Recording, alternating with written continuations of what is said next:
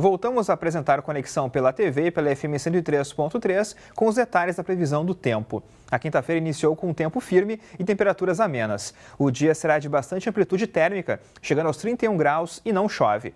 Saiba como será o feriado desta sexta-feira no estado.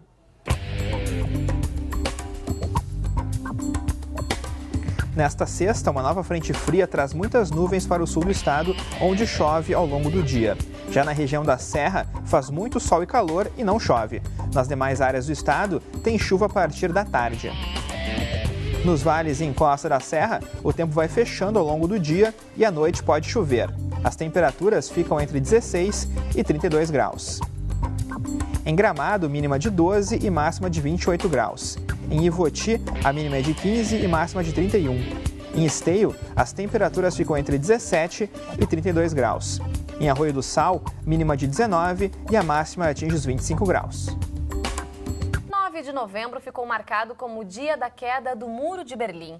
Ele foi construído em 1961 e dividiu por 28 anos a Alemanha em dois blocos, um sob regime socialista e outro capitalista. 24 anos depois, ainda há discussões e estudos a respeito desse marco histórico. E é sobre isso que Camila Aqueu veio falar conosco hoje aqui no Toca Conexão. Olá, Camila, seja bem-vinda. Olá, Oi, Camila, tudo bem? Obrigada. Eu ainda não conheço a Alemanha, mas eu acho um país muito fascinante, né? A Alemanha tem uma cultura muito rica, consegue unir o antigo, né, com o moderno, e isso é muito interessante. E a Alemanha também deu uma contribuição bem importante em vários aspectos, né, inclusive no musical. E vamos falar daquilo que, né, a gente gosta, pelo menos eu gosto, Verdade. que é de música, né? Por exemplo, o Krautrock é um exemplo de como a Alemanha conseguiu ter também, mais uma vez, uma posição vanguardista. O que eles fizeram? Foram ali, várias bandas daquela época, ali na década de 60, foram pegando essas influências do pop, do rock, da psicodelia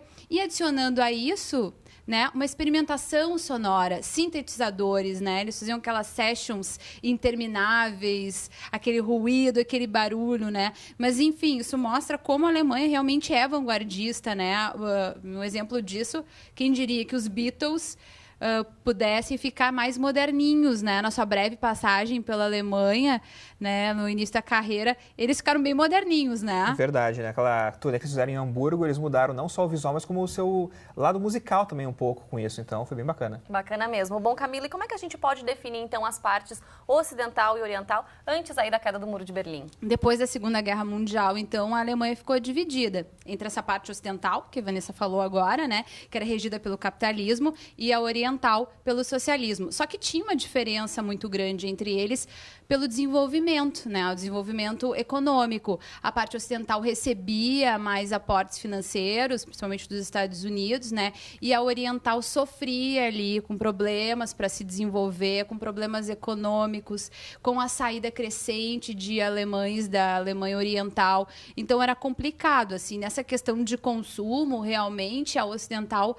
batia a oriental. Então essas eram as diferenças aí entre essas duas partes. Ó, dizem alguns rumores, não sei se é verdade isso, a Camila aqui vai nos confirmar ou não aqui, né? Que o Bruce Springsteen, voltando a falar de música também, né? Fez um show na Alemanha e isso meio que teria, sabe, dado um pouco de vontade, digamos assim, dos alemães na reunificação. Isso é verdade, Camila, ou é só um boato? Isso é uma espécie de lenda urbana, na realidade, né? Mas tem um jornalista chamado Eric Kirschbaum, que ele escreveu o livro Rock and the Wall, e ele sustenta essa tese nesse livro. O que acontece? Ele era correspondente da Reuters na época, e em 2002 ele estava voltando de um show que o Bruce Springsteen tinha feito na Alemanha. E ele estava conversando com o taxista, que ia levar ele para casa, né? Como o show tinha sido legal, cheio de energia. E o taxista disse para ele, não, show bom do Bruce Springsteen aconteceu, foi na Alemanha Oriental em 88. E aí ele quis saber, mas por quê? E aí o taxista contou para ele que esse show sacudiu de tal maneira, assim, a Alemanha, mexeu tanto com os ânimos, que ajudou na queda do muro. E aí esse jornalista começou, então, a pesquisar sobre isso. Então, óbvio, né? Não foi o show do Bruce Springsteen que motivou a queda do muro. outros tantos fatores, né? A própria insatisfação das pessoas, dos alemães. Mas, com certeza, esse show serviu para mexer um pouco com os ânimos, né?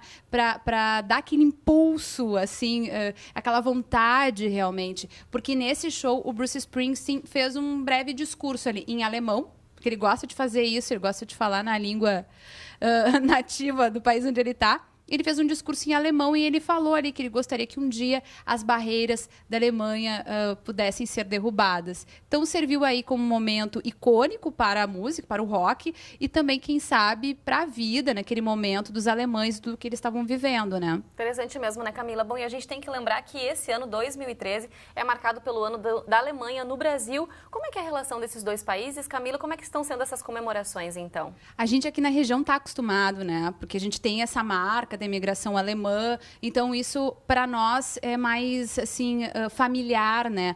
São Leopoldo, por exemplo, é o berço da colonização alemã, então a gente está acostumado com essa proximidade, mas as relações entre Brasil e Alemanha são muito boas atualmente, né? E aí então o Instituto Goethe, junto com o governo federal, estabeleceu esse ano. Né? Então, tem várias comemorações, os dois países fazem essa troca cultural. Esse ano a gente pôde ver também que a Feira Literária de Frankfurt fez uma edição dedicada ao Brasil. Vários autores brasileiros, 68 autores brasileiros estiveram por lá, escritores importantes para divulgar, para falar do Brasil e da sua importância cultural. Então, as relações são muito boas. Legal essa troca também, saber dessas curiosidades. Camila, muito obrigada pela tua participação. A gente te espera na próxima semana. Tá certo, combinado. Tchau, tchau. Tchau, tchau. Valeu.